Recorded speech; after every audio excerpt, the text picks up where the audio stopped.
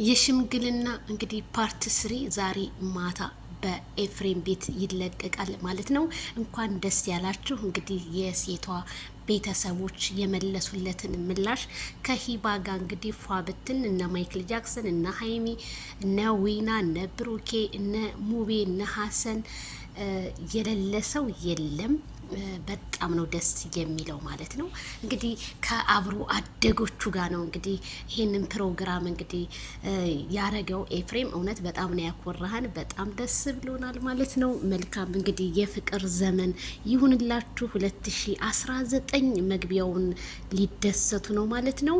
እንግዲህ አለገና አለገና የነዊናም አለገና የነ ማርኬም የነ ሙቤም የነ ሀሰንም አለገና እንግዲህ የነ ሀይሚዬ በጣም እንግዲህ የብዙዎቹ አለገና በጣም ደስ ይላል። እንግዲህ ኤፍሬም ማለት ነው እንግዲህ ከተገነጠለ ይባላል። ማይክል ጃክሰን ዋናውን ዋንጫ ሲሰብር፣ ሁለተኛውን ዋንጫ ደግሞ ኤፍሬም በሀገሩ ላይ ዋንጫ ሰብሯል ማለት ነው። በጣም ነው ደስ የሚለው ማለት ነው።